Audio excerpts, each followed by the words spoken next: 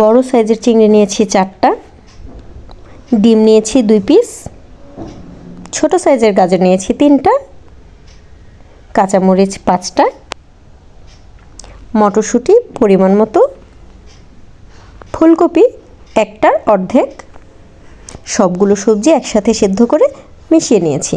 Hello বন্ধুরা, কেমন আছেন সবাই? আমি দিলশাদ শারমিন রুমি ইউটিউব চ্যানেল থেকে স্বাগত জানাচ্ছি। আজকে আপনাদেরকে রেস্টুরেন্টের স্টাইলে কিভাবে চাউমিন বাসায় রান্না করবেন তার সবচেয়ে সহজ রেসিপিটা শেখাবো।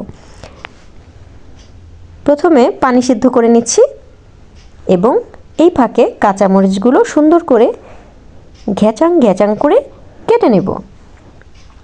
কাটার জন্য নিয়েছি, ব্যাঙের মতো লাফ মেরেছে, আবার ধরে এনেছি। এবার কাঁচামরিচগুলোকে ভালো করে কোনা করে কেটে বড় করে সুন্দর করে তারপর আমি রান্নার জন্য রেডি করব।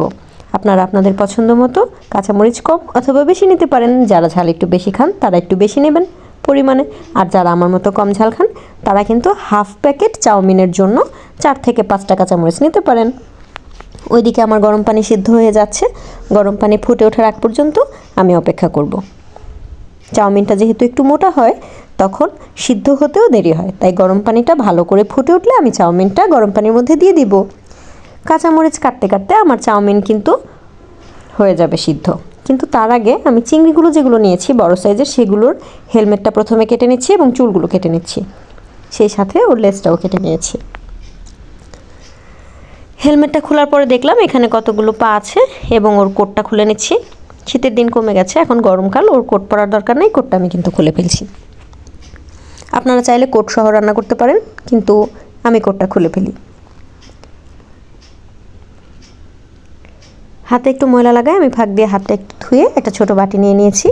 এখন আমি ওকে মাথাটা কল্লা থেকে আলগা করে, ঘাড় থেকে কল্লা করে আলগা করে মাথা করে ফেলেছি। এবার ওর ফুল বডিটা লম্বা হয়েছে, এটাকে আমি 2টা অংশে ভাগ করে কেটে নিব। মাঝখান দিয়ে কেটে আমি লম্বালম্বি করে কেটেছি, যেন খাওয়ার সময় দেখলে অনেক বড় চিংড়ি মনে হয়। আপনারা যদি ছোট করে কেটে নিতে চান তাহলে কিন্তু একটা অংশকে 3 থেকে 4 টুকরো করতেই পারেন।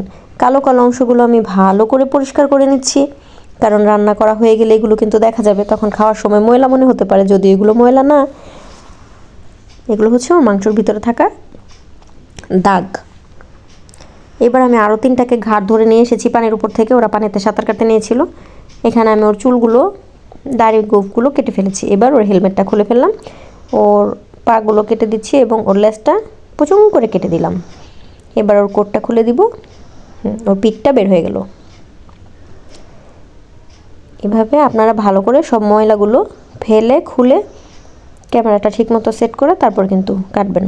মাথাটা কল্লা করে ফেললাম, ঘাট থেকে ময়লাগুলো এক সাইডে রেখে সুন্দর করে পরিপাটিভাবে আমরা চিংড়িগুলোকে 2 ভাগে বিভক্ত করে বাটিতে রেখে দিচ্ছি। আবার লেজ কাটাকাটি, আবার মাথা না, পানিটা গরম হয়ে গেছে, আমি একটু পানিটার মধ্যে চাউমিনটা দিয়ে দিব। তবে চাউমিনটা হাত দিয়ে দেওয়ার সময় অবশ্যই হাতটা ভালো করে ধুয়ে নেবেন। চাউমিনগুলো যেহেতু মোটা সেহেতু কিন্তু সিদ্ধ হতে টাইম লাগবে। আপনারা অনেকক্ষণ ধরে পানির মধ্যে চাউমিনগুলো দিয়ে দিবেন, ওরা একটু এখানে গোসল করবে, সাঁতার কাটবে। এখানে চাউমিন সিদ্ধ হওয়ার জন্য অপেক্ষা করতে দেখবেন একসময় চাউমিনটা সিদ্ধ হয়ে যাবে।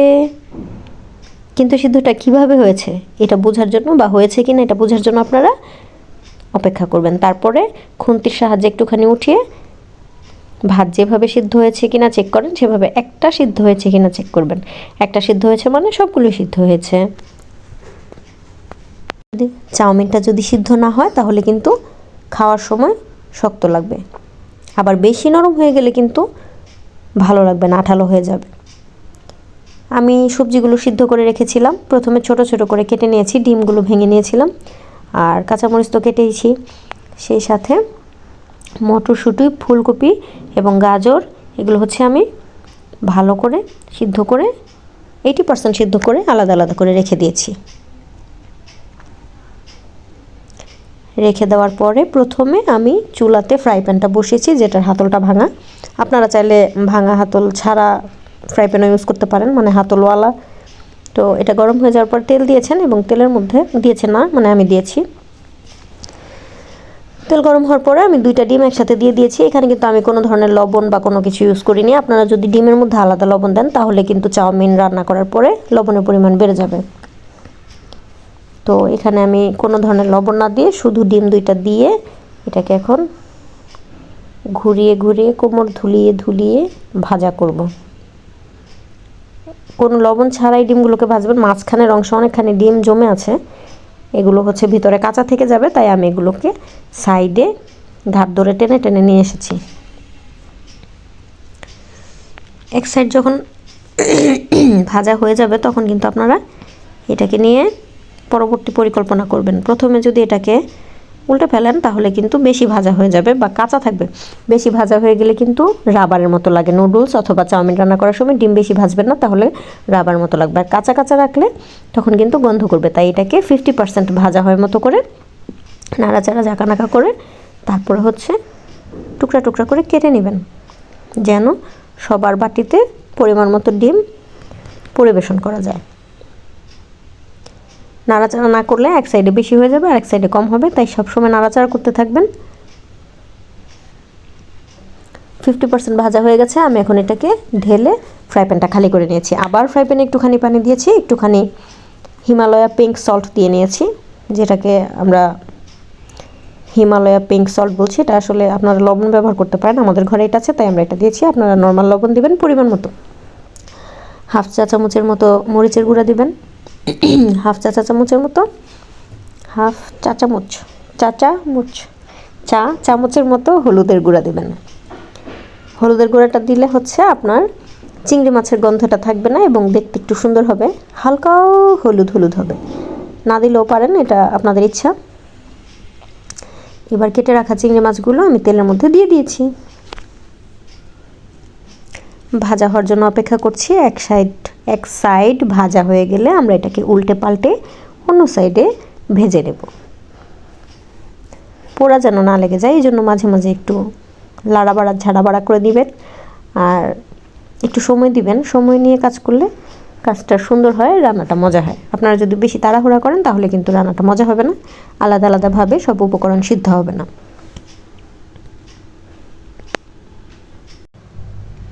চিংড়ি মাছটা ভালো করে ভাজা হয়ে গেলে আমরা হচ্ছে অন্যান্য উপকরণগুলো মিশিয়ে তারপর আমাদের চাউমিনটা রান্না করা শেষ করব।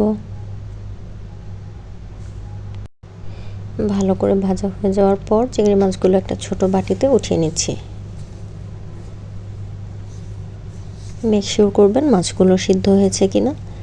এবার খালি ফ্রাই প্যানে আবার হচ্ছে তেল দিয়ে পেঁয়াজ কুচি, লবণ, মরিচের গুঁড়া সব কিছু দিয়ে ভালো করে পেঁয়াজটাকে ভাজা ভাজা করে এটার মধ্যে আমি কাঁচামরিচ কুচিগুলো দিয়ে দিচ্ছি। হালকা 2-3 মিনিট ভেজে নিয়ে এই মিশ্রণটার মধ্যে আমি আবার অন্যান্য যে উপকরণগুলো আছে সেগুলো মেশাবো, যেমন আগে থেকে ভেজে রাখা ডিম, 4 থেকে 5 মিনিট ভাজার পর টমেটো সস, তারপর হচ্ছে আগে থেকে সিদ্ধ করে রাখা মটরশুঁটি, গাজর, ফুলকপি সবগুলো সবজি দিয়ে ভালো করে মিক্সড করে আর একটু সস দিয়ে নিলাম। আপনারা চাইলে এখানে টেস্টিং সল্ট এবং সয়া সস মেশাতে পারেন, আমি 2টা জিনিস স্কিপ করেছি। ভালো করে মিক্সড করে ভাজার পরে আমি হচ্ছে আগে থেকে সিদ্ধ করে রাখা চাউমিনগুলো এই সবজির মিশ্রণটার মধ্যে মিশিয়ে দিব।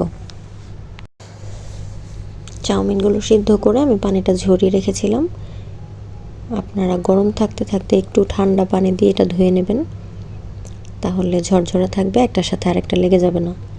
আমি হচ্ছে ভেজে নেওয়া সবজি এবং সিদ্ধ চাউমিনগুলো একসাথে মিক্সড করে লবণটা টেস্ট করে নিচ্ছি এবং ভালো করে মিক্সড করার পরে হালকা একটু তেলে ভেজে তারপর এটাকে পরিবেশন করব। চুলার আঁচ বন্ধ করে প্রয়োজন মতো সস দিয়ে পরিবেশন করুন।